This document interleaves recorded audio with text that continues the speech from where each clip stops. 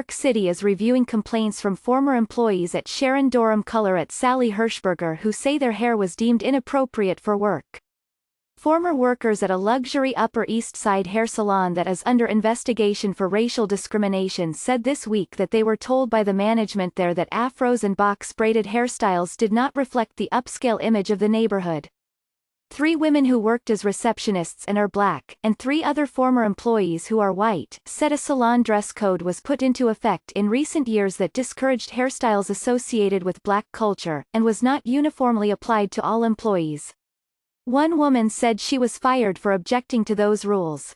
The salon, Sharon Dorram Color at Sally Hershberger, is located on the top 2 floors of an elegant townhouse on East 71st Street and is a favorite with celebrities like Meg Ryan and Kate Hudson. Ms. Hershberger, 58, known for her $1,000 haircuts and $24K hair products in gold-trimmed black packaging, has tended personally to Michelle Obama and Hillary Clinton. Ms. Dorram, 59, a call aurist, has a client roster that includes Christy Brinkley and Renee Zellweger. The former workers at the salon spoke to The Times following news that New York City would ban discrimination based on hair. The change in law, which will be enforced by New York City's Human Rights Commission, applies to anyone targeted at work, school or a public place. It is aimed in particular at remedying unfair treatment of black people. The guidelines specifically mention the right of New Yorkers to maintain their natural hair, treated or untreated hairstyles such as locks, cornrows, twists, braids, bantu knots, fades, afros, and/or the right to keep hair in an uncut or untrimmed state.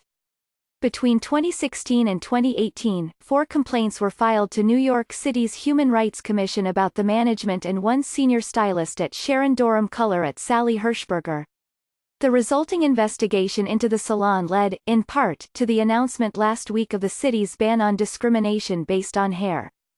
The first complaint was filed in July 2016 by a former general manager who was white and said he felt sickened by being asked to implement an employee hair policy that he said was applied more to black workers than white ones. The second complaint was filed in December 2016 by a former receptionist, who is black and said she was a target of racial discrimination. 2 other complaints were filed in June 2018. One was from a former receptionist who is Hispanic and claimed she was asked to steer clients away from stylists who refused to sign a document attesting to the fairness of the salon's dress code. The document, she said, stated that the dress code was long-standing and applied equally to black and white workers. The fourth complaint was filed by a white stylist who said he was called an anti-Semitic slur and had his career threatened when he sought legal counsel. The complaints from 2018 were first reported by the New York Post. Interviewed at the salon on Wednesday, Ms. Dorram refused to address specific details of the complaints because the investigation is still open but said, "None of it is true." Ms. Hershberger, an owner of the salon with Ms. Dorram and Stephen Tuttleman, a financier, also denied being involved in any racial discrimination. As co-owners, all 3 are named as respondents in the investigation complaints. 5 former employees at Sharon Dorram Color at Sally Hershberger, and a lawyer for 2 others, described to this reporter a racially charged atmosphere that was particularly tense during the summer of 2015. That August, the dress code was disseminated verbally. Along with reminding employees that clothing should be black and that blue jeans, ripped clothing and nose rings were forbidden, it required shoulder-length hair to be pulled up or back. David Spear, the former general manager and the first individual to file a complaint with the city, said that it was only after he hired 3 black women, Taryn Guy, Raylene Roberts and Regine Auborg, to work as receptionists that Ms. Dorram asked him to create a dress code. Mr. Spear, who worked at the salon for 6 years beginning in 2009, said there had been several negative comments from Ms. Dorram and a senior stylist about the women's hair. In one text message he shared from August 17, 2015, Ms. Dorram said to him, "Today looked awful. Rael Yne sick had her dreads down, Regine just got hers to match as long and of course Taryn sick, all 3 at desk and we look like we should be on E134th Street. Sorry, nor sick, racist just telling you we are on Mad, and 71st. Mr. Spear, who said he had made clear he found these statements offensive, replied by text, "And Madison can never be black." "Is that right?" Ms. Dorram responded to him saying that he was missing the point. Another text message sent on the same day from Ms. Dorram to Mr. Spear said, "Can't be 3 girls at the desk. 2 like this and 1 with big afro. What is our image? Please instruct them not to wear hair down and no nose rings."